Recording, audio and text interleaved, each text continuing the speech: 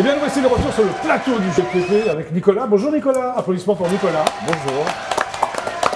Du duo Les Temps Modernes. Exactement. Voilà. Bon, on en parle tout à l'heure. D'abord, nous allons parler des Dead Riton. Ouais. Voilà, applaudissements donc pour les Dead Riton.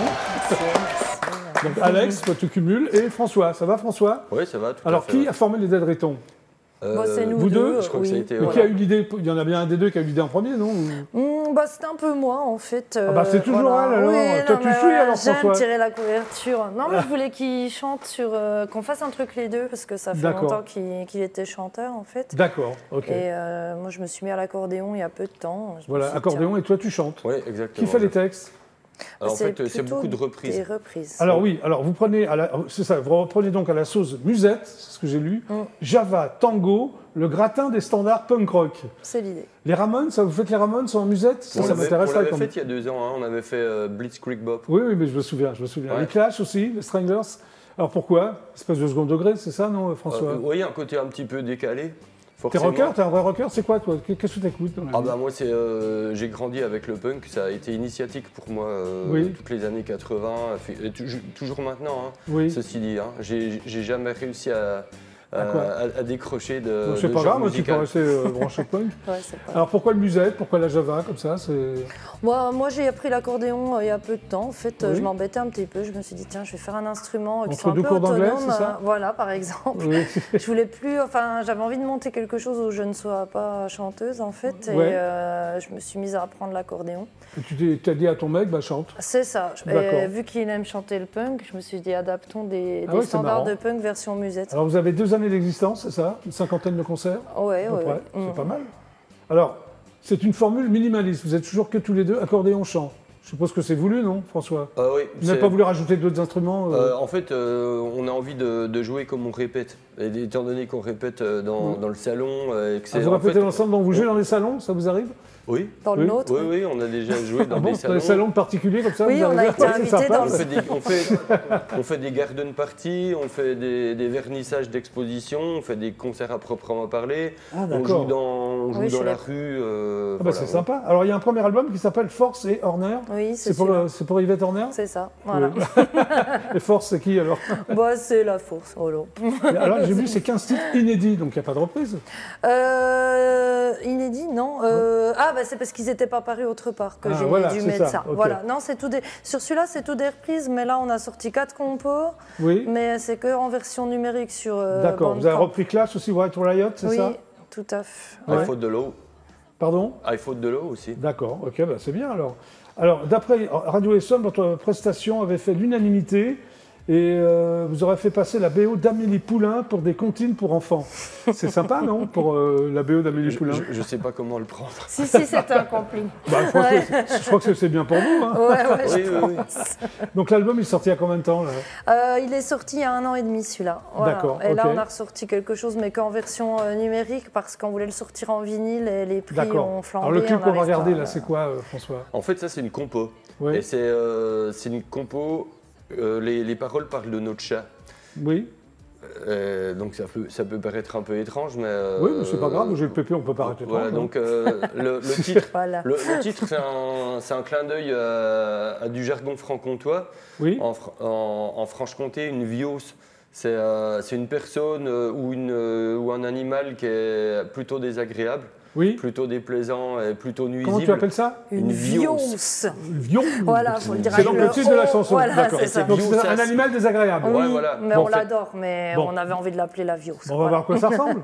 Voilà, exactement. C'est parti. Voilà, les paroles sont en anglais, mais il y a juste le titre et le refrain qui sont en franc-comtois. On y va, c'est parti.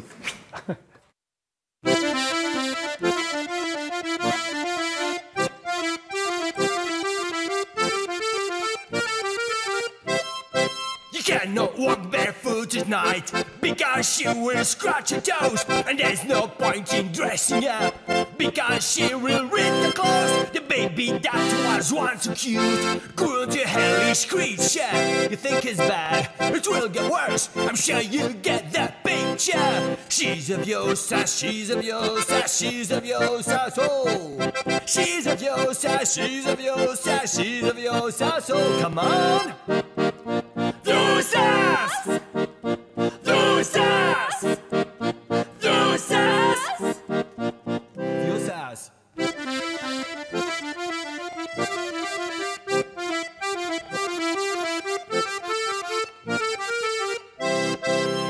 she cares, but it's a trick. One day her greed will make you sick. You went to sleep at 4 a.m. She makes it clear your bed is her den. From Hitler, she sold the mustache. If you piss her off, then she will gnash. Saddam's secret chemicals is what comes out of her hellhole. She's a Viosa, she's a Viosa, she's a Viosa, so she's a Viosa, she's a Viosa, she's a Viosa, so come on! Viosas! Viosas! Viosas! Viosas!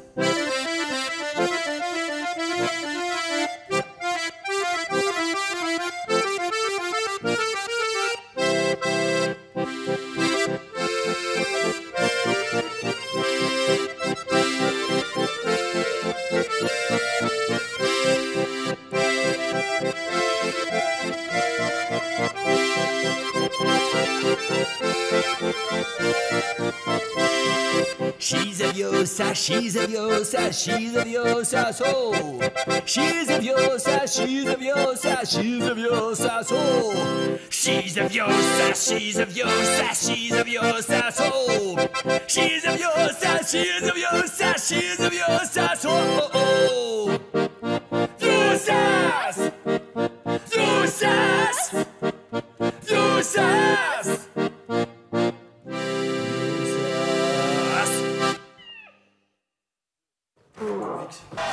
Les Dead Ritos, c'est bien fou ça, j'adore. Accordéon et voix, parfait, on a merci. bien pris la foudre en Franche-Comté. Hein, oui, bah, normal en Franche-Comté. Hein. Nicolas, c'est toi, donc Alexander, c'est toi. Les temps modernes, voici la bonne. Pourquoi vous appelez ça les temps modernes? Oui, Nicolas.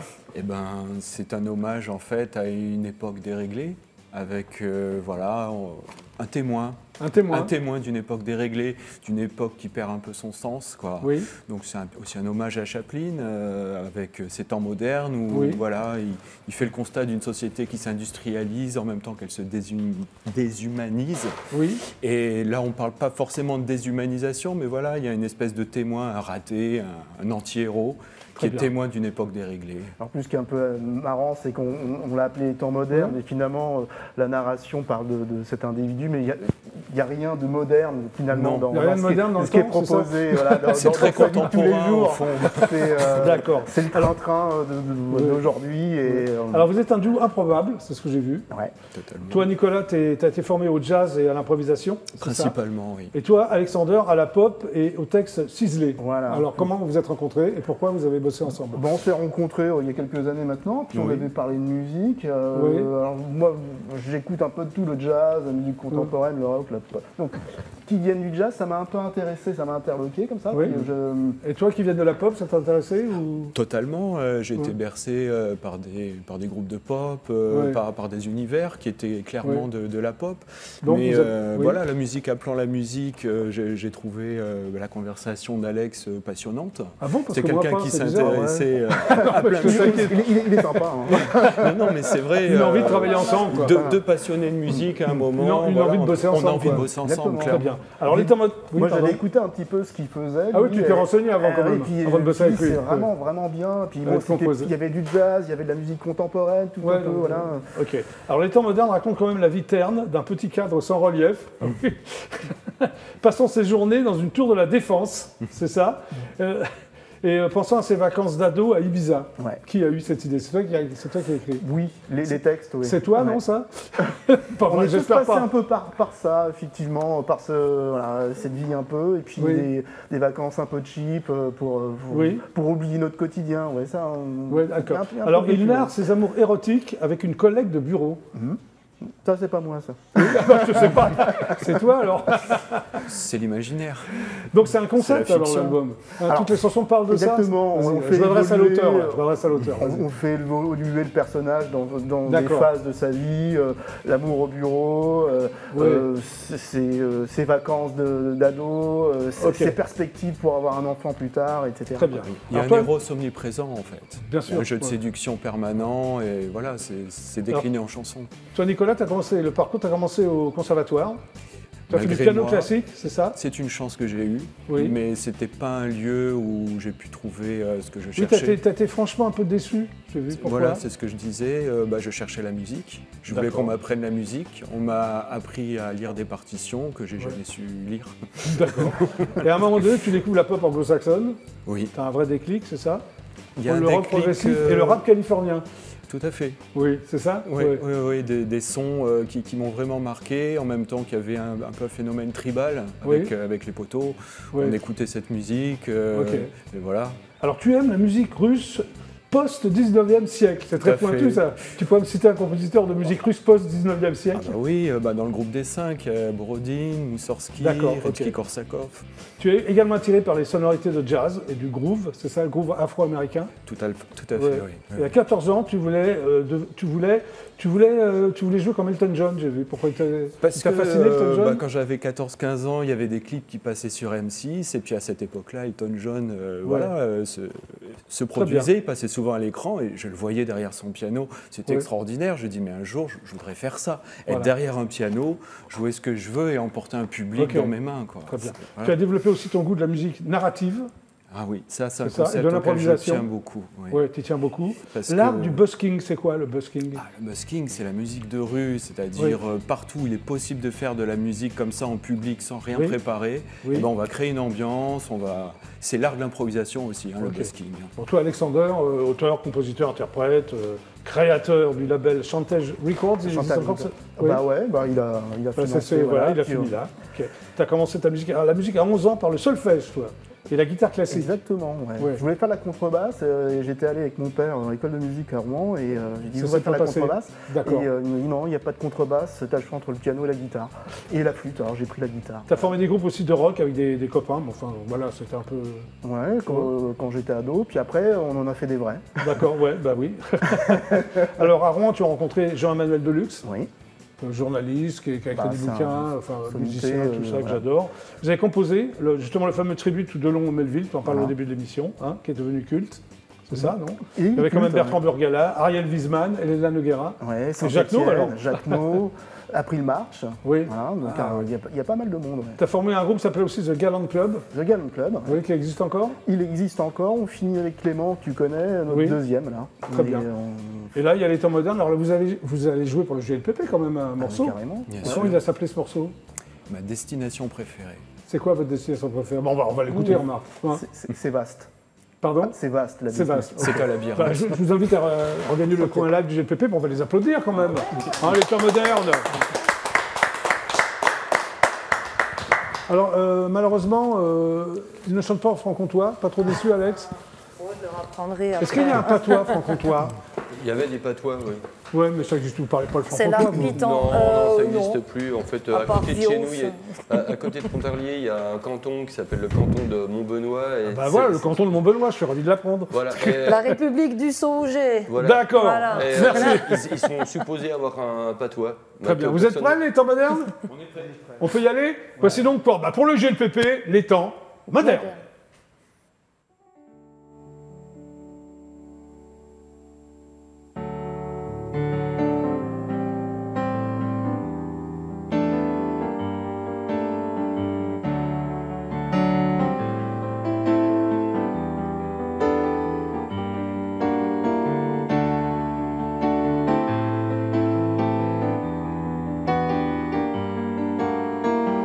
Je quitte les lieux dès que je le peux, voyager sans encombre au soleil ou à l'ombre. Tu n'as pas de port d'attache si tu m'aimes que je le sache. Un amour averti en vaut deux, un amour averti en vaut deux, un amour averti en vaut deux. Cette histoire, je me fais vieux.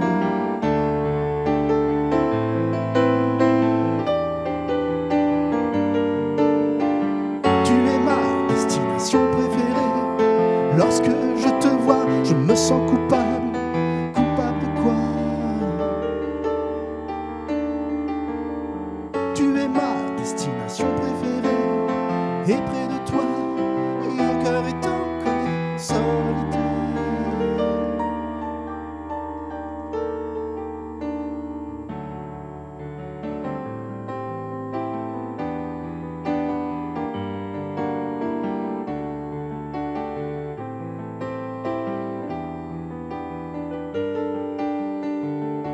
impression de paysage au fond des yeux. Entre nous deux, c'est jamais frangeux. Qu'attends-tu pour prendre la porte? Tu rêves de nager en eau forte. Entre la vanité et la nature morte, il y a des amours de toutes sortes. Entre la vanité et la nature morte, il y a des amours de toutes sortes.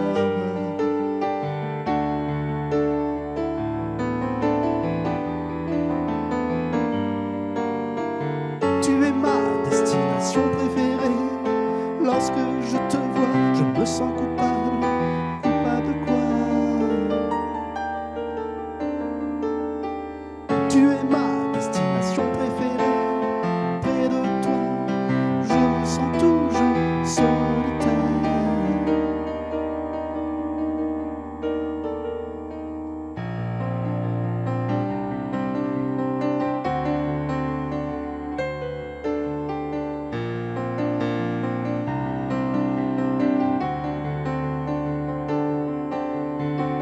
Tu coupes le tunnel de la vieille rivière. Cette route nous mène droit en enfer, en enfer. Sans aveu et sans se dire adieu, nous quitterons les lieux. Nous quitterons les lieux, peut-être en amoureux. Tu es ma destination préférée. Lorsque je te vois, je me sens coupable. Coupable de quoi?